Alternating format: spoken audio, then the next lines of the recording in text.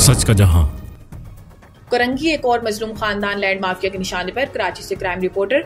कोरंगी के इलाके अवाम कॉलोनी में एक गरीब खानदान लैंड माफिया के मुजालिम का शिकार हो गया। मजलूम खातून मसमात आयशा सोजा मोहम्मद नईम ने मीडिया को बताया कि वो बाग कोरंगी के ब्लॉक बी सेक्टर 10 में रिहाइश पजीर हैं और हालिया दिनों में अपने घर की तामीरात करवा रही थी जब लैंड माफिया के एक ग्रुप ने इन पर धावा बोल दिया। आयशा ने बताया कि ग्रुप के अफराद जिनकी क़यादत अहमद नामी शख्स कर रहा था हथियारों से लेस होकर इनके घर पहुंचे और इन्हें और इनके खानदान को जान से मार देने की धमकियां दी। मोहल्ले के लोगों को भी डराया गया कि अगर किसी ने आयशा का साथ दिया तो वो भी संगीन नताइज भुगतेगा।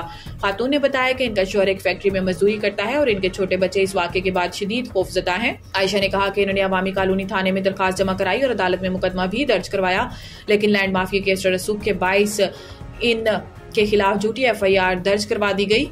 आयशा ने हुकूमत और आला हुकाम से अपील की है कि लैंड माफिया के खिलाफ फौरी कार्रवाई की जाए और इनके खानदान को इंसाफ फराहम किया जाए। इन्होंने मजीद कहा कि वो और इनके बच्चे दुआगो हैं कि इन्हें तहफ़्फ़ुज़ मिले और इनके हकूक बहाल किए जाए। मजलूम खानदान ने दरख्वास्त की है कि लैंड माफिया के खिलाफ सख्त कानूनी कार्रवाई की जाए और इनके खानदान को तहफ़्फ़ुज़ फराहम करते हुए इनका घर कब्जा माफिया से बचाया जाए। आला इदारों से मैं सिर्फ इंसाफ की अपील करना चाहता हूँ कि वो हमें तहफ़्फ़ुज़ फराहम करें और हमारे खिलाफ जो झूठी FIR पे हमारे खिलाफ कार्रवाई होने जा रही है या करना चाहते हैं उस पर नजरसानी करें, क्योंकि हम लोग बहुत परेशान हैं। हमारे हमें हमारे घर में रहना दिया जाए और हमें हमारे घर में रहने दिया जाए। हमारा कोई नहीं है, हम अकेले भी हैं, बीवी और बच्चे हमारा। आला इदारे वज़ीर आला सीन IG सीन ये सब चीज़ें हमने कोर्ट मैटर तक किया, उसके बावजूद हम पे FIR हुई है, झूठी FIR है।